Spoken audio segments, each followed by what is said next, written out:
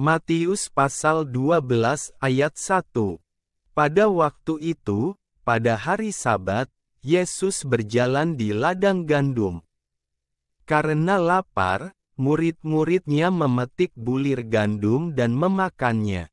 Matius pasal 12 ayat 2. Melihat itu, berkatalah orang-orang Farisi kepadanya, "Lihatlah, murid-muridmu berbuat sesuatu yang tidak diperbolehkan pada hari Sabat." Matius pasal 12 ayat 3. Tetapi jawab Yesus kepada mereka, "Tidakkah kamu baca apa yang dilakukan Daud, ketika ia dan mereka yang mengikutinya lapar?"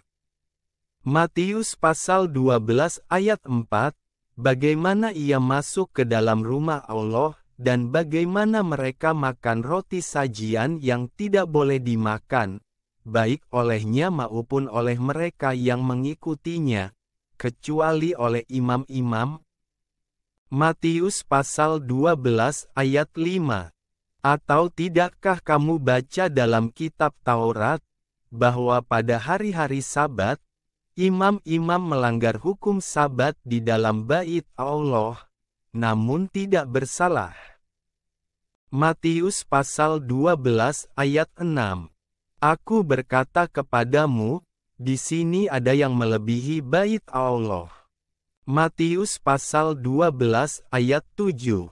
Jika memang kamu mengerti maksud firman ini, yang ku kehendaki ialah belas kasihan dan bukan persembahan, tentu kamu tidak menghukum orang yang tidak bersalah.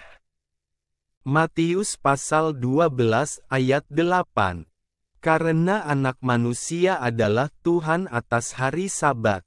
Matius pasal 12 ayat 9. Setelah pergi dari sana, Yesus masuk ke rumah ibadat mereka. Matius pasal 12 ayat 10. Di situ ada seorang yang mati sebelah tangannya. Mereka bertanya kepadanya, "Bolehkah menyembuhkan orang pada hari Sabat?" Maksud mereka ialah supaya dapat mempersalahkan dia. Matius pasal 12 ayat 11. Tetapi Yesus berkata kepada mereka, "Jika seorang dari antara kamu mempunyai seekor domba dan domba itu terjatuh ke dalam lubang pada hari Sabat, tidakkah ia akan menangkapnya dan mengeluarkannya?" Matius pasal 12 ayat 12. Bukankah manusia jauh lebih berharga daripada domba? Karena itu boleh berbuat baik pada hari Sabat. Matius pasal 12 ayat 13. Lalu kata Yesus kepada orang itu, "Ulurkanlah tanganmu." Dan ia mengulurkannya, maka pulihlah tangannya itu, dan menjadi sehat seperti tangannya yang lain. Matius pasal 12 ayat 14. Lalu keluarlah orang-orang Farisi itu dan bersekongkol untuk membunuh dia. Matius pasal 12 ayat 15. Tetapi Yesus mengetahui maksud mereka lalu menyingkir dari sana. Banyak orang mengikuti Yesus dan ia menyembuhkan mereka semuanya. Matius pasal 12 ayat 16. Ia dengan keras melarang mereka memberitahukan siapa dia. Matius pasal 12 ayat 17, supaya genaplah firman yang disampaikan oleh Nabi Yesaya. Matius pasal 12 ayat 18. Lihatlah, itu hamba-Ku yang kupilih, yang kukasihi, yang kepadanya jiwaku berkenan, Aku akan menaruh rohku ke atasnya, dan ia akan memaklumkan hukum kepada bangsa-bangsa. Matius pasal 12 ayat 19.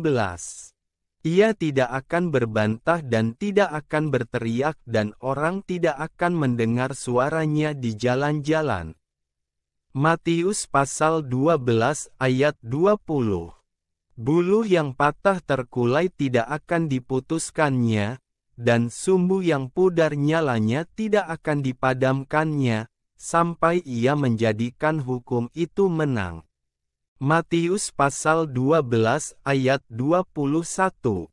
Dan padanyalah bangsa-bangsa akan berharap. Matius pasal 12 ayat 22. Kemudian dibawalah kepada Yesus seorang yang kerasukan setan. Orang itu buta dan bisu, lalu Yesus menyembuhkannya, sehingga si bisu itu berkata-kata dan melihat. Matius pasal 12 ayat 23. Maka takjublah sekalian orang banyak itu, katanya, ia ini agaknya anak Daud. Matius pasal 12 ayat 24. Tetapi ketika orang Farisi mendengarnya, mereka berkata, dengan Bilzebul, penghulu setan, ia mengusir setan. Matius pasal 12 ayat 25. Tetapi Yesus mengetahui pikiran mereka lalu berkata kepada mereka, setiap kerajaan yang terpecah-pecah pasti binasa dan setiap kota atau rumah tangga yang terpecah-pecah tidak dapat bertahan. Matius pasal 12 ayat 26. Demikianlah juga kalau iblis mengusir iblis, ia pun terbagi-bagi dan melawan dirinya sendiri, bagaimanakah kerajaannya dapat bertahan? Matius pasal 12 ayat 27. Jadi jika aku mengusir setan dengan kuasa Bilzebul, dengan kuasa siapakah pengikut-pengikutmu mengusirnya? Sebab itu merekalah yang akan menjadi hakimmu. Matius pasal 12 ayat 28. Tetapi jika aku mengusir setan dengan kuasa Roh Allah, maka sesungguhnya kerajaan Allah sudah datang kepadamu. Matius pasal 12 ayat 29. Atau bagaimanakah orang dapat memasuki rumah seorang yang kuat dan merampas harta bendanya apabila tidak diikatnya dahulu orang kuat itu? Sesudah diikatnya barulah dapat ia merampok rumah itu. Matius pasal 12 ayat 30. Siapa tidak bersama aku, ia melawan aku dan siapa tidak mengumpulkan bersama aku, ia mencerai-beraikan. Matius pasal 12 ayat 31. Sebab itu aku berkata kepadamu, segala dosa dan hujat manusia akan diampuni, tetapi hujat terhadap Roh Kudus tidak akan diampuni. Matius pasal 12 ayat 32. Apabila seorang mengucapkan sesuatu menentang Anak Manusia, ia akan diampuni. Tetapi jika ia menentang Roh Kudus, ia tidak akan diampuni, di dunia ini tidak, dan di dunia yang akan datang pun tidak. Matius pasal 12 ayat 33. Jikalau suatu pohon kamu katakan baik, maka baik pula buahnya. Jikalau suatu pohon kamu katakan tidak baik, maka tidak baik pula buahnya. Sebab dari buahnya pohon itu dikenal. Matius pasal 12 ayat 34. Hai kamu keturunan ular beludak, bagaimanakah kamu dapat mengucapkan hal-hal yang baik, sedangkan kamu sendiri jahat? Karena yang diucapkan mulut meluap dari hati. Matius pasal 12 ayat 35. Orang yang baik mengeluarkan hal-hal yang baik dari perbendaharaannya yang baik dan orang yang jahat mengeluarkan hal-hal yang jahat dari perbendaharaannya yang jahat. Matius pasal 12 ayat 36. Tetapi aku berkata kepadamu, setiap kata sia-sia yang diucapkan orang harus dipertanggungjawabkannya pada hari penghakiman. Matius pasal 12 ayat 37. Karena menurut ucapanmu engkau akan dibenarkan, dan menurut ucapanmu pula engkau akan dihukum. Matius pasal 12 ayat 38. Pada waktu itu berkatalah beberapa ahli Taurat dan orang Farisi kepada Yesus, "Guru, kami ingin melihat suatu tanda daripadamu." Matius pasal 12 ayat 39. Tetapi jawabnya kepada mereka, "Angkatan yang jahat dan tidak setia ini menuntut suatu tanda. Tetapi kepada mereka tidak akan diberikan tanda selain tanda Nabi Yunus." Matius pasal 12 ayat 40. Sebab seperti Yunus tinggal di dalam perut ikan 3 hari 3 malam, demikian juga Anak Manusia akan tinggal di dalam rahim bumi 3 hari 3 malam. Matius pasal 12 ayat 41. Pada waktu penghakiman, orang-orang Niniwe akan bangkit bersama angkatan ini dan menghukumnya juga.